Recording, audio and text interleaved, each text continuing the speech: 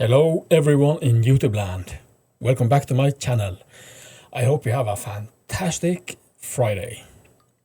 So today, first time on this channel, I have Thomas Øvstedal, the man who stands behind the vocals in Cor Scorpi, with me for an interview. Enjoy. Stay tuned.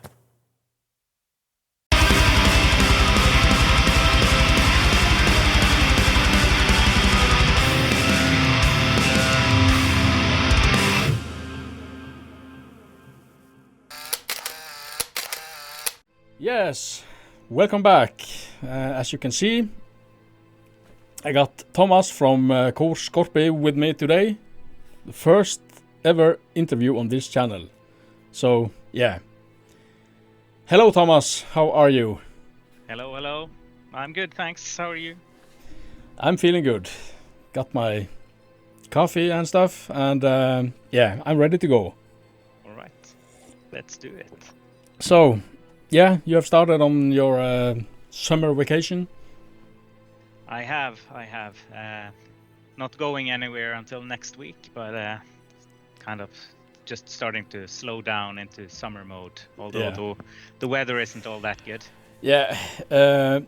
So me and Thomas, we talked a little bit about the weather before the interview, and we are very unhappy when it comes to the weather.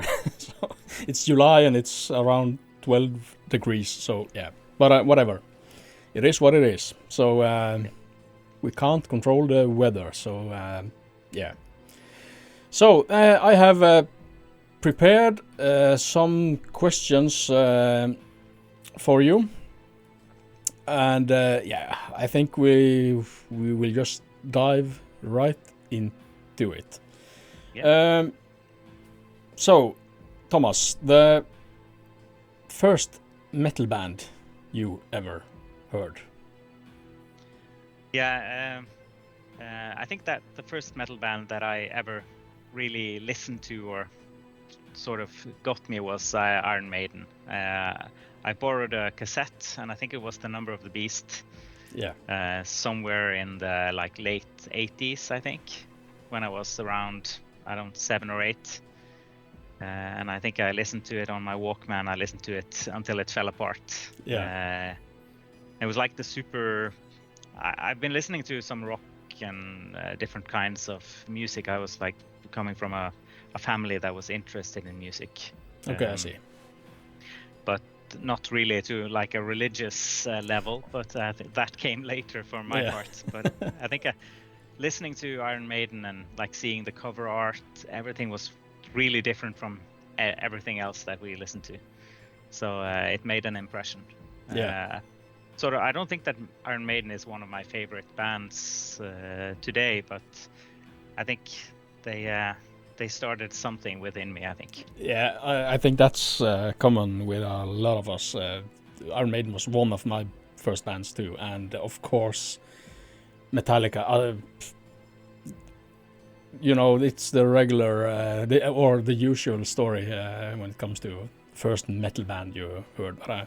But Iron Maiden, yeah, they are still going strong. So yeah, it's inspiring for us musicians to see that. Yeah. Yeah, I just turned 40, and it sort of it feels good that even though you're or approaching 80, you can still play heavy metal, which is good. So then that means that we can still keep going for a while. Yeah, I'm not planning on stop making music or metal. Yeah. Yeah, I can't see myself not be doing metal. Yeah, so, me neither. It's I think I can understand people not performing live or doing that kind of thing because it's a very physical thing, but being creative and doing that kind of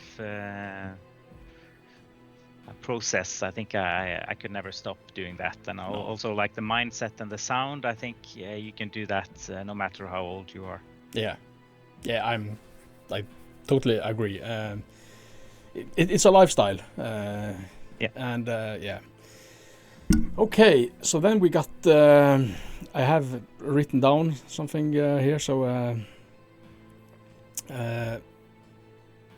that was the first metal band. And the second question: when did you first start with music? Oh man, I think it was sometime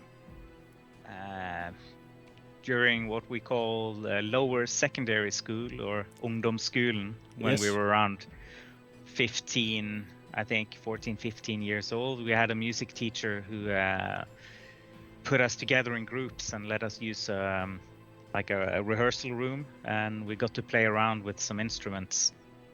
And I've never mastered any sort of instrument, so when they needed someone to sing, I was the only one who dared try. So I think that was when like a seed was sown, I guess. But Yes. it didn't really become anything until I started upper secondary school, or videregående, when I was like 17. And that's when we started like the first band that I was in. Yeah. Which was actually a Metallica cover band. So, Okay. Yeah. And this must have been, I think, 97, 98. No, when was it? No, around 2000 actually. Yeah, 99, 2000. Yeah. Yeah. Okay. So that was when we first started playing together. Which coincidentally was with Erlend, who's our lead guitarist now in Cor Scorpi. Yeah. Okay. So he was in my first band. We played together. Yeah. Yeah, that's cool. But yeah, you know, instrument. You could say that your voice is an instrument as well. So yeah. Sort of. Yeah, I think so. But sort of. But like the whole, I don't think I have the personality to rehearse as many hours as you need to be good on an instrument. And I think like if I rehearsed a lot with my voice, I could be a lot better. But it's not for me. I like the approach to, or I like the way the voice works in metal, because it's not necessarily, or in my kind of metal, it's not necessarily about how, like, the technical ability, and it's more about how you are able to translate emotions into a sound, sort of. So I think when I discovered those kind of vocals, I think that something clicked, and I was like, I think I can do this. Yeah. And then I managed to both like combine the whole writing thing, which I'd already done for so many years, like writing sort of poetry, and like lyrics, and then combining that with performing vocals as well. Yeah. Sort of gave me like the full package. Okay. Yeah. And you already answered that, but the next question was, do you play any instruments? Like I can do a few chords on the guitar and like play around a bit, but only as a distraction. Like I have a guitar behind me, which isn't mine. I borrowed it from a friend. I have some acoustic guitars and I have a ukulele playing around, but just for fun. Yeah. I don't think I can play a full song. No. Okay. And then the next question I have written down is, when did Cor Scorpi come to life? Well, yeah, it's sort of like like there are two answers to that question actually. Yeah. Because in 2000 and what could it have been, like 2003 or something, I think I started studying in Sogndal. Yeah. I started going to like the university there. And during that first time, I got to know Gaute, who worked at the local music store, like selling albums. Yeah. and at the record store, and I think like I moved there with my previous girlfriend, and we broke up after a couple of months living together. Okay. And then when I got my own place, I started hanging around, just spending a lot of time at the record store and talking to Gaute and getting to know him. So we became fast friends.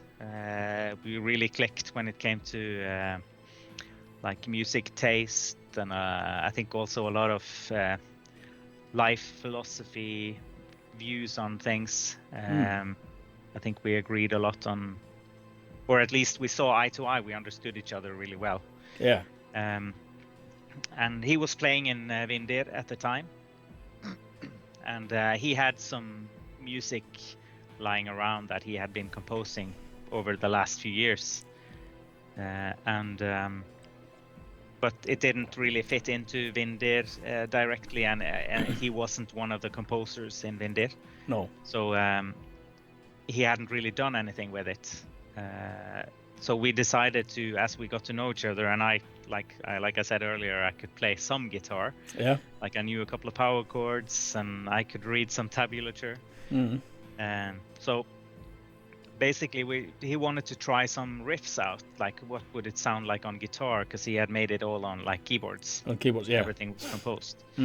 So we had to find out, like, is this chord playable, for instance? Yeah. Is this possible to play? Because I can tell you that not all the chords that he makes are playable on the guitar. I don't think so. I don't believe that either. And we tried out with especially one song, which was the Attergangar song, which ended up on our first demo.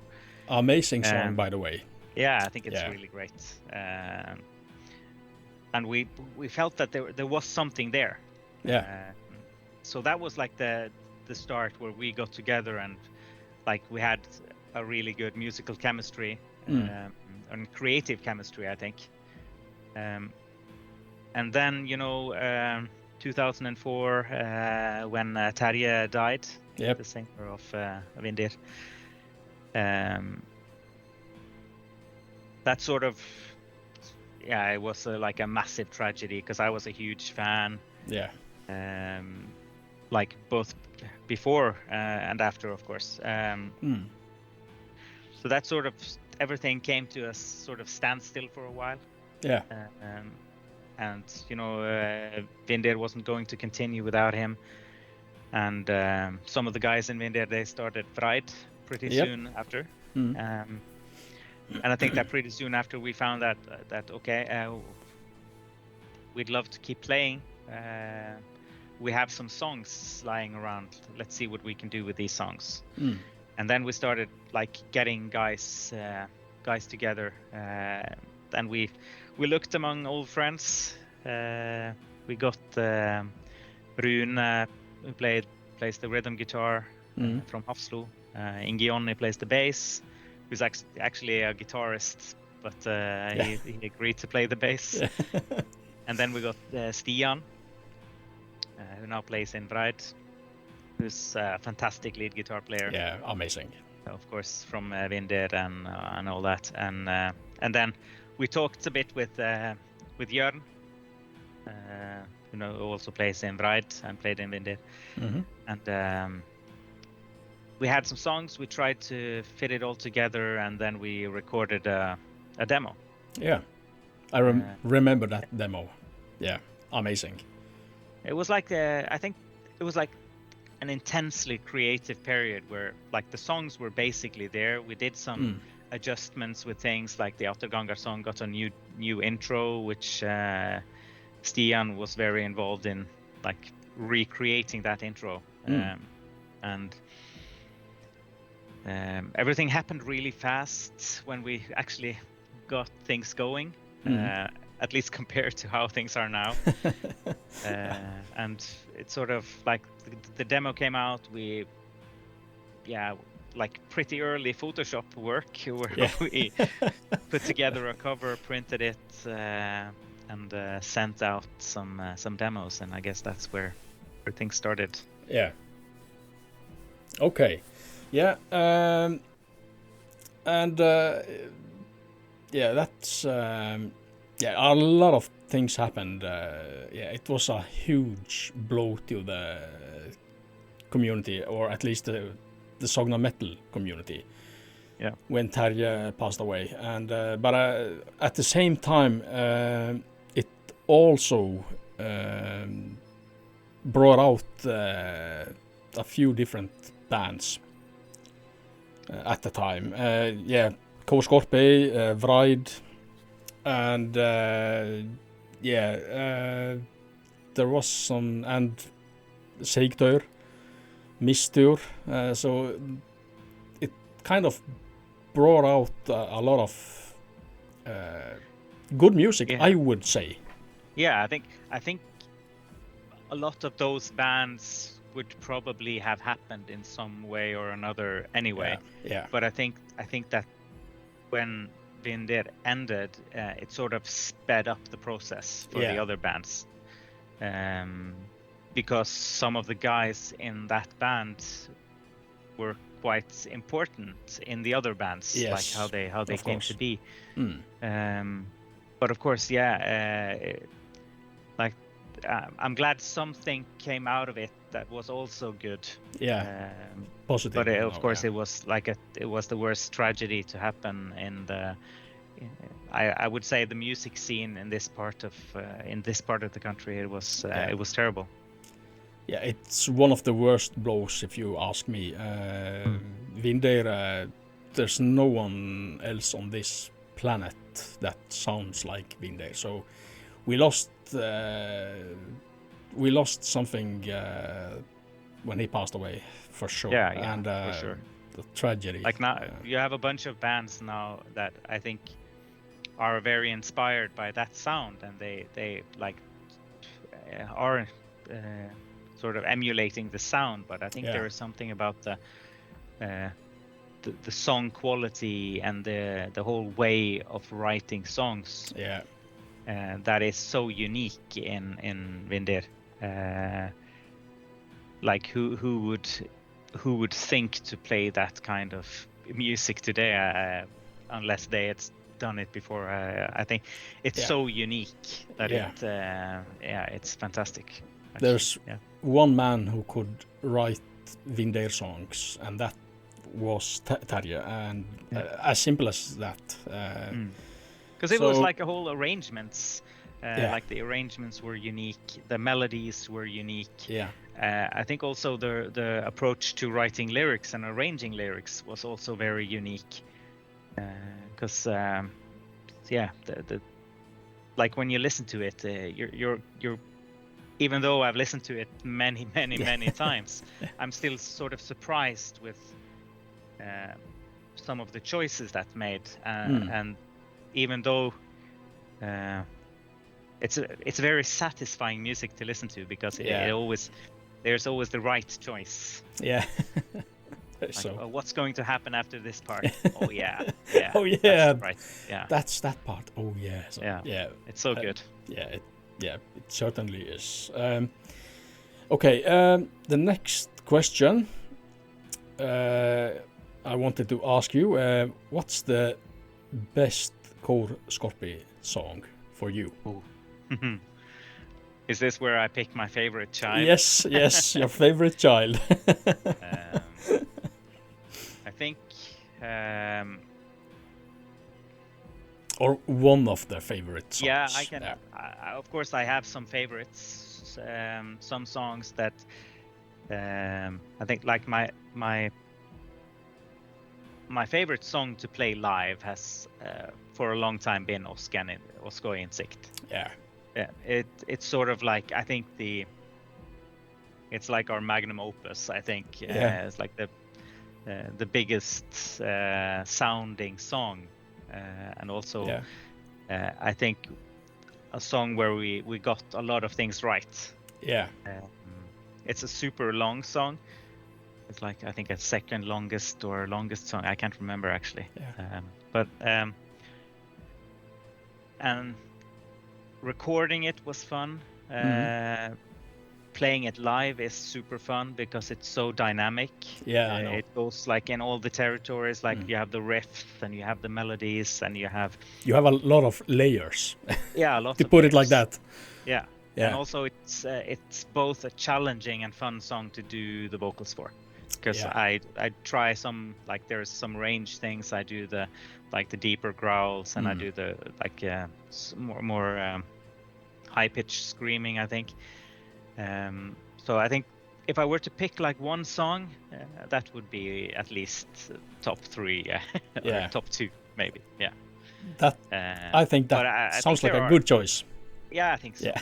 And I think it's a song that a lot of people would agree is one of our best songs. Yeah. But of course, I think like there are songs, like we have 2 albums and a demo, and I could pick songs from each of those that would be super important to me. I think some of my best lyrics are on the last album. Yeah. But that's sort of a different thing altogether. Yeah. Okay. So then we have talked a little bit about Cor Scorpi. The next question I have written down is how and when did the Bastard Collective come to life? Oh yeah, that's a COVID thing. That's a COVID thing, yeah. Of course. Basically, I think when COVID started, we like, how exactly did it start? It was I think we had nothing to do during the weekends. Okay. Nothing to do, and then we were a bunch of friends, like from both like in Cor Scorpi and like some other guys. We had Thomas, who's been doing session work for us on the drums, and also Roger Isaksen from who lives in Trondheim. He plays in Nexorum. Yeah. And also is doing live guitar for Keep Kalessin. He played the bass for us at the infamous Blast Fest that we played. So we were sort of like a bunch of guys just chatting, and how about we have a few beers over the internet? Yeah. We started a virtual pub. Got talking, and like we had a bunch of those, like both Friday and Saturdays and week after week. We had a few beers, sitting, listening to music together, watching videos, just shooting the breeze, basically. Yeah. And then I can't remember who came up with the idea, but that should we try to do a song together? We can just send things back and forth, and let's find something we can do a cover of. Yeah. And then I've always wanted to do something with that song. And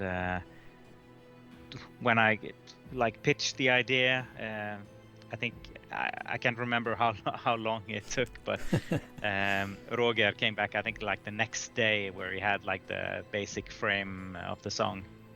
Yeah, okay. The basic structure, and he had recorded like guitars, and then things happened really fast for some things, and then we spent a lot of time perfecting it. Life came in the way, because it was COVID, so we had a lot of time on our hand, but we also had a lot of hassle with our work and everything. Yeah, of course. So it took a bit longer than it should have to finish it, but it came out really, really well, I think. Yeah, I totally agree. It's a fantastic song.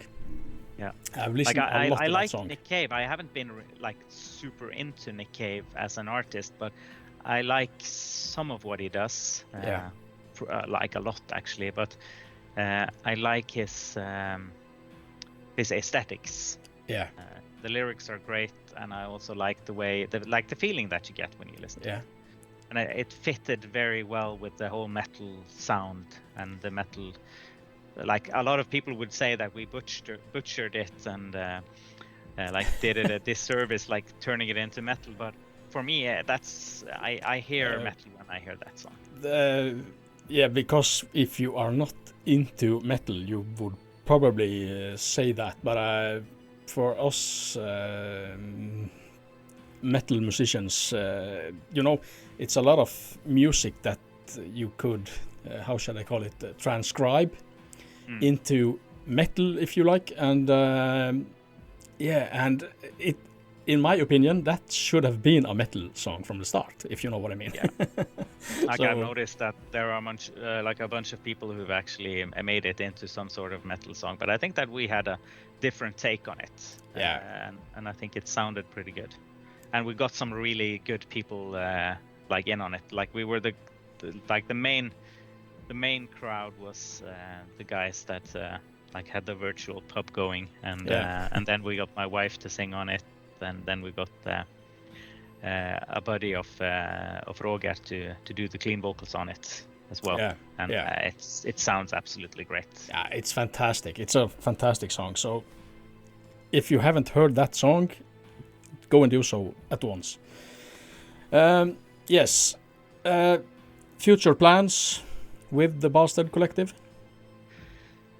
I think some might happen. We have like a couple of ideas lying around, so it's all about like getting the time and the inspiration, I guess, to finish them. So but this is like a definite side project, like a comfort project, I guess. You could say that. Okay, if we have nothing else to do, we can do some of that. So I wouldn't be surprised if we did a couple of more songs, but we don't have any. Absolutely should. I think probably we will, but I can't say anything about time. No. Okay, then the next question. What is your favorite band, or I know this is difficult to answer, but at least one of your favorite bands? Yeah, that's like a super difficult question, actually, because like when I grew up, I always had favorite bands. For a long time, it was Metallica. I think like probably Metallica is the one band that I like. If I were to say a favorite band, I would say Metallica, but I really don't listen that much to Metallica anymore. No. Right now, I think I listen to a lot of things that are so incredibly different. To like something is almost barely metal, something is not metal at all. But I think that I listen to a lot of cool music, and then I like it for a while, and then I listen to something else. I don't think I have favorites anymore. But let me put it this way: what band do you usually come back to and listening to? I really enjoy the last two Behemoth albums. I think they're fantastic. Like The Satanist is one of the best extreme metal albums of like the last 20 years. I tend to sometimes listen to a lot of I listen to De Mysteries Dum Satanas by Mayhem. I think it's a fantastic black metal album. Whenever I want to get back to that feeling again, I put that album on. It works best in the wintertime, I think. Yeah, definitely. Of course, there are some albums I think that are important to me. Not necessarily making the bands my favorite bands, but I think Spiritual Black Dimensions by Dimmu Borgir is a fantastic album, which sort of, for me, marked alongside Covenant's Nexus Polaris. Those two albums sort of got me over the whole black metal thing. I wouldn't say that those are the most extreme black metal things that I listen to, and they're very sort of commercial and melodic, but they sort of paved the way and were sort of like a gateway drug for me to getting into that kind of metal. But yeah, I'm extremely how do I say it? Like I listen to a lot of stuff. And I listen to pretty much everything. I like everything from synthwave to black metal to certain opera things, classical music, a lot of pop music actually. And of course metal is at the core, and I think there are, I listen for and I like the elements that would fit into metal. Like in other genres I would pick elements and then that would fit here and there, and I know what you mean. I think that's my approach now. Like I was a lot more like uncompromising before. Like I would listen to metal, I would listen to this band, and then I would buy all the albums, and then I would listen to it until I was sick of it. Yeah. And then I would find something new. Yeah. And then I would go back again. And, But it's a very difficult question. What is your favorite band? I thought about it myself, and the one thing I usually go back to is, of course, Vindir, like we talked a little bit about before, because it's only one Vindir band. But I agree. I have listened a lot to Behemoth as well, and Mayhem. I think the later Mayhem albums are fantastic too. There's nothing like Mayhem either. No. So and what do you listen to at the moment? At the moment, I think right now it's I'm trying to get into summer mode. So then it's often like a bit more progressive stuff. I listen to a band called Soen. Yeah, okay. Featuring the former Opeth drummer. I like that a lot. I also listen to Solstafir. I like Alceste, a French band. Like a Ghost, for instance. I really appreciate that. Like super good melodies. I think that's what I've been listening to lately. I actually haven't had time to listen to a lot of music, but I hope to use this summer a bit more. Like, and with this weather, I'll have time to listen. You to have more time. Music, yeah. There's no point in going outside. I've been listening way too little to new music.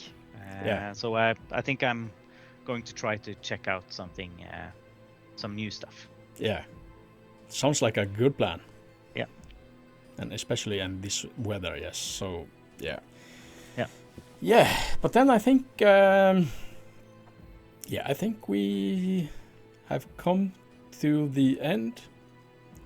And lastly, how did you endure the Corona years? I don't know if I did. It was a really tough period. We kicked it off by like I changed jobs, we moved houses, we the kids changed schools. So I think it was like a super hectic, very stressful period. So I guess it could have been better timed. Of course. Yeah, but I think like we got through it. It's been an interesting period, to say the least. Yeah. There's been some ups and downs, a lot of downs, I think. But yeah, it's looking better. I think that what was the most difficult, like I've noticed a lot of bands and musicians like having been able to spend the period being like super creative. For me, that was almost impossible. Like the entire creative part of me sort of died for a while. There was nothing to look forward to. No concerts, no festivals, no traveling, not anything. No. And I think that sort of, I don't know, put me down for a while. Yeah. And I think that whenever like normality comes back, I think that because I still don't think we're not there yet, but we're getting there. but yeah, I think that's when the creative thing, like for me, I need a certain element of peace and quiet, I think, to be able to be creative. Of course. Yeah. But I think that's for me it was more in the creative direction, but I don't have a family. I'm by myself, so of course for you there were moving to a new place and switching houses, like you say, and the job and everything. So of course, Corona hits you at a really bad time. Yeah, and I also I work in a school, so I work both as a teacher and as a school administrator. So we had a lot of work during that period. Of course. So it was pretty hectic. And that also like put its mark on me, I think. But I'm looking forward to it. Like I can feel it. Like it's starting to prickle a bit in the back of my head. Like I wanna write again. I wanna write some potential lyrics. Like I like getting into like lyrical concepts, like trying to tell a story, and I want to get back into that game. Yeah, I hear you. But at least we got the Bastard Collective and that song, and that was a really really positive thing for me. I remember when I follow you on Facebook, and you shared the link to the music video on YouTube, and I just, okay, this is exciting. What is this? And I put on the song, and man, I was sitting here where I'm sitting right now, drinking some wine and listening to that song. I don't know. You remember probably I sent you a message and told you how great that song is, and was and still is. And especially back then, when you released that song, I just kind of felt this inspiration going through my mind and body and everything. And but I hear you. It has been for a lot of people difficult past years with the Corona. I think so. I can totally like my situation was completely different from a lot of people who lost their jobs, who lost their lost their living in a way. Because I had a job and I got my salary and everything. It was like the only problem really was that it was so hectic that it sort of swallowed up all the fun parts of life. I know. And I think that like the Bastard Collective thing and doing the Weeping Song was a very good thing for us. I think it came as a total surprise for people who we don't talk to every day, and there were a lot of those back then.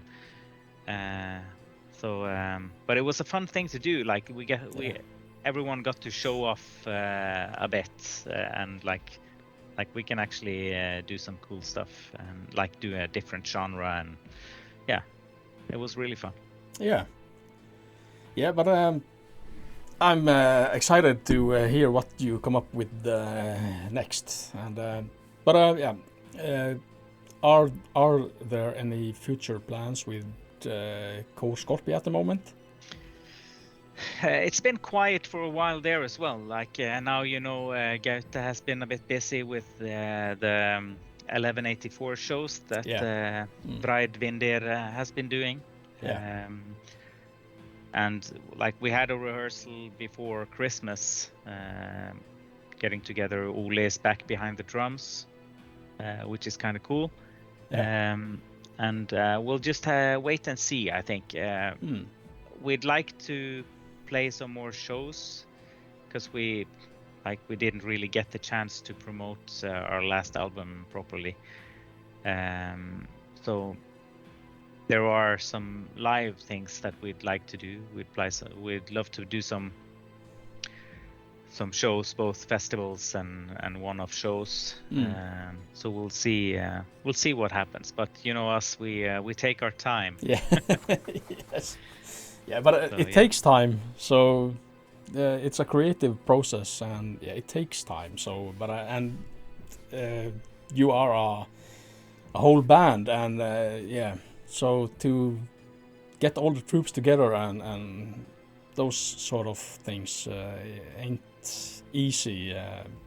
No, so yeah, it like, takes time. Yeah, all of us, we have careers, and a bunch of us have kids and everything. So like the music is sort of like a hobby. It's a very important hobby for all of us, I think. Yeah. So we will probably do something, but we just don't know when. And like for us now, it would take like if we got an offer for something, we'd definitely be positive. Yeah.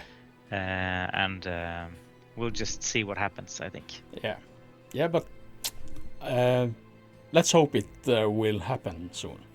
Yeah. That's all right.